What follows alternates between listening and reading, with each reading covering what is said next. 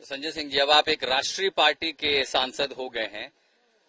आप लगातार आवाज उठाते रहे कि चुनाव आयोग आखिर रिकॉग्निशन क्यों नहीं दे रहा। फाइनली वो लम्हा आया आपके लिए। तो एक 10 साल पुरानी पार्टी के नेता के लिए ये मोमेंट कैसा है? देखिए, निश्चित रूप से हमारी पार्टी के एक एक कार्यकर्ता के लिए, अरविंद केजरीवाल जी के लिए और हम सब के लिए ये बहुत बड़ा क्षण है कि 10 वर्षों के अंदर एक ऐसी पार्टी जिसको लोग कहते थे कि भारतीय राजनीति से विलुप्त हो जाएगी, एक ऐसी पार्टी जिसका लोग मजाक उड़ाते थे, 10 वर्षों में हमने तमाम उतार चढ़ाव देखे, लेकिन बावजूद इसके अरविंद केजरीवाल जी के कुशल नेतृत्व में आज आम आदमी पार्टी को राष्ट्रीय पार्टी का दर्जा मिला है।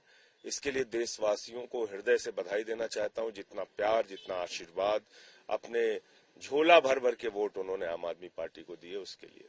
जब आप जिन राज्यों में अब आगे जाएंगे अपने पॉलिटिकल एक्सपेंशन के लिए, तो आपके सामने सबसे बड़ी चुनौती बनकर कौन खड़ा है आज की तारीख में, बीजेपी या कांग्रेस? निश्चित रूप से बीजेपी, क्योंकि भारतीय जनता पार्टी सत्ता में है और उसका जो काम करने का तरीका है, उसने जितने वादे किए हैं इस देश के लोगों से, वो चाहे नौजवानों से हो, वो चाहे माताओं बहनों से हो, किसानों से हो, व्यापारियों से हो, हर वर्ग को धोखा देने का काम भारतीय जनता पार्टी की सरकार ने किया है।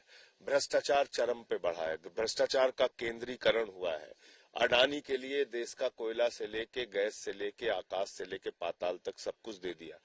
2.5 लाख करोड़ का कर्जा दे दिया। तो ये सारे मुद्दे हैं जो देश की जनता के सामने हम लोग लेके जाएंगे और निश्चित रूप से सत्ता में बीजेपी है तो लड़ाई उसी से है। पूरे देश में अब एक सिंबल मुद्दे आपने गिना दिए, क्या ये कहें कि अब ये 2024 की तैयारी में जुट रही है आम आदमी पार्टी और सीधे सीधे जो है चुनौती एक चेहरे में तो केजरीवाल जी और पार्टी का जो शीर्ष नेतृत्व है वो बैठ के फैसला करेगा कि 24 के चुनाव में हमको कैसे जाना है।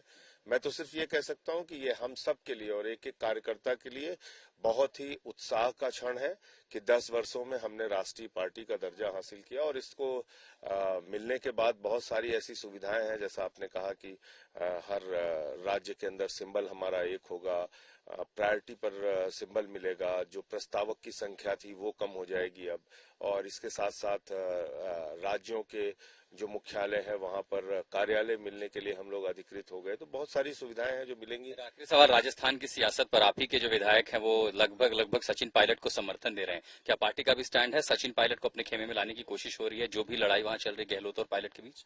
अब इस पे मैं कोई टिप्पणी नहीं करना चाहूंगा। ये जरूर है कि जो मुद्दे सचिन पायलट जी ने उठाए हैं वो उनकी पार्टी का आंतरिक मामला है और उस पर उनकी पार्टी को ध्यान देना चाहिए।